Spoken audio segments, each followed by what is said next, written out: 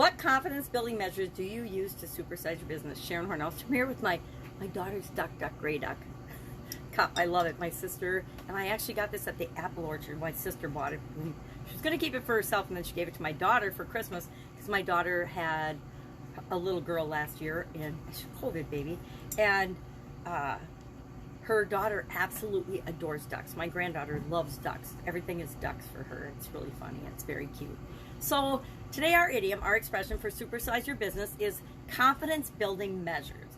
Now this idiom has been around.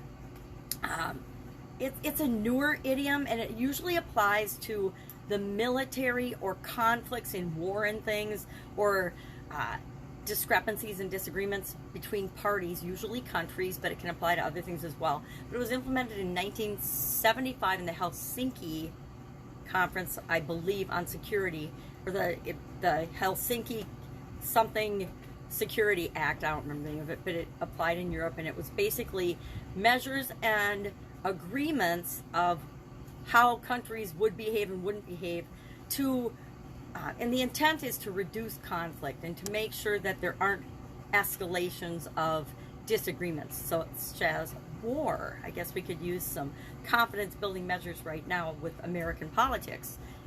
Just editorial aside. So what kind of confidence building measures do you use as you're building and growing and supersizing your business? I think the place we all need to start, whether we believe it or not, is with ourselves. If we're building our own confidence, and I do that by continually learning and growing and reading and having coaches and mentors that help me in the areas that I want to improve, so that I can share that and use that to build and grow the business and show up in the world in the ways that I want to show up in the world. So I think it starts with us, and then we lead by example, and we use personal development and team building and communication skills, any kind of skills that we help people increase, that aid emotional intelligence, decision-making ability, that help get better results for internally as well as our customers and the people that we're here to serve. All of that helps to make the world a better place. So curious, what kind of confidence building measures do you personally use? Maybe I know people that join Toastmasters to improve their communication and speaking skills, or take comedy courses or acting classes.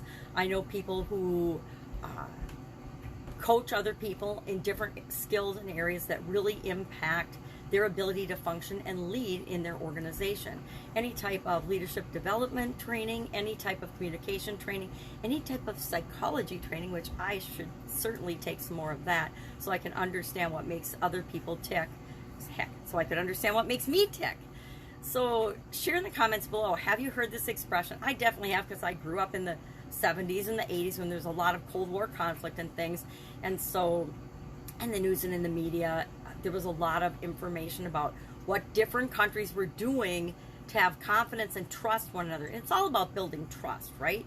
Building trust in your relationships, building trust in your interaction with other people, places, and things.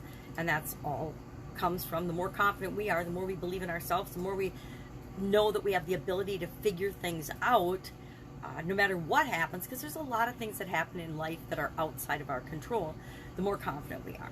So how do you increase confidence in yourself and in others in your organization right now? Share that in the comments below, and I will of course be with you tomorrow with another confidence related idiom for the month of August. Have a great day.